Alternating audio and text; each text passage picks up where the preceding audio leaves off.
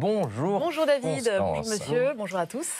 Et vous démarrez votre chronique ce matin par un ouvrage avec un témoignage, il faut le dire, glaçant. Oui, témoignage extrêmement glaçant. Le livre s'appelle Mon frère, le djihad, Daesh et moi. Alors c'est le témoignage de Fatma qui nous raconte ici son calvaire. Fatma a grandi avec un frère terroriste, djihadiste, Boubaker El Hakim, haut cadre français de Daesh en Syrie, que vous connaissez évidemment. Fatma raconte dans ce livre la radicalisation, celle de son frère bien sûr, mais aussi les dommages collatéraux de cette radicalisation au sein de sa famille. Parce que, outre son frère, il a eu sa mère qui bascule petit à petit dans l'idéologie salafiste jusqu'à rejoindre son fils en Syrie. Il y a eu sa sœur Yasmina qui va se rendre là-bas également avec sa petite fille. Il y a Redouane, un autre frère qui lui va mourir à Falloujah en Irak. Et encore Ali, le troisième frère qui lui est détenu dans une prison en Syrie. Autrement dit, vous l'avez compris, Boubaker El Hakim a emporté tout le monde sur son passage. Tout le monde, sauf Fatma, justement, qui témoigne aujourd'hui et qui nous raconte que depuis son plus jeune âge, elle résiste, en tout cas elle essaye de résister du moins à sa manière.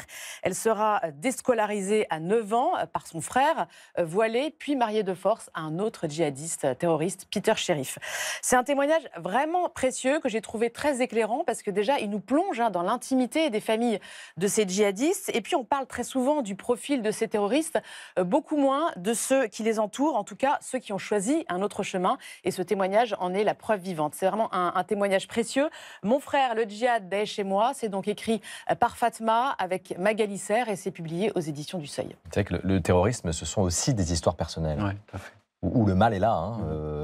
Il y a des malédictions parfois, on a l'impression, dans des familles comme ça. Oui. Tout à fait.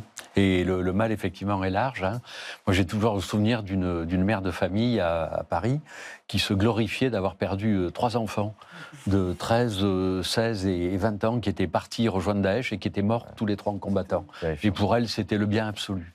Terrifiant. Ouais. L'inversement des valeurs. Inversement des valeurs. Une pièce de théâtre, Constance, maintenant. Oui, une pièce poignante, alors sur un tout autre sujet, d'autres familles que la mienne. Ça nous raconte le parcours de Nora. À 2 mois, Nora est oubliée sur un balcon par sa mère. Elle va être prise en charge par l'aide sociale à l'enfance, placée dans une famille d'accueil ces premières années où tout se passe bien. Une vie qui est ponctuée, en tout cas au début, par de rares rencontres avec sa mère biologique. Regardez cet extrait de la pièce. Je me souviens pas de sa tête. Si je pense à elle, je vois seulement la photo que j'ai, c'est tout. Ben, c'est normal. C'était il y a vraiment longtemps la dernière fois.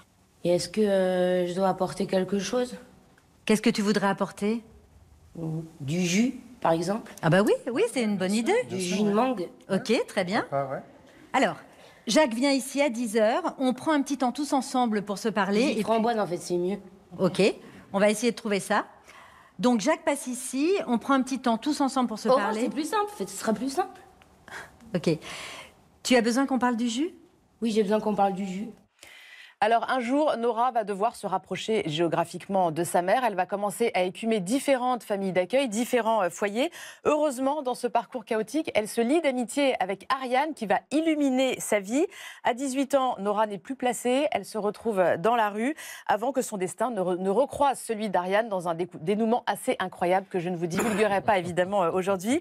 Alors c'est une pièce très touchante qui traite avec beaucoup d'humour parce qu'on rit beaucoup et beaucoup d'émotions, des blessures de l'abandon, des liens familiaux et puis aussi de l'amitié et avec un ton qui n'est pas misérabiliste et qui laisse beaucoup de place à l'espoir et à la reconstruction. D'autres familles que la mienne, très belle pièce qui sera jouée à Toulouse notamment du 15 au 17 janvier, à Saint-Étienne du 28 au 31 ou encore à Bourges du 27 au 28 mars. Et voilà qui fait du bien en ce début d'année.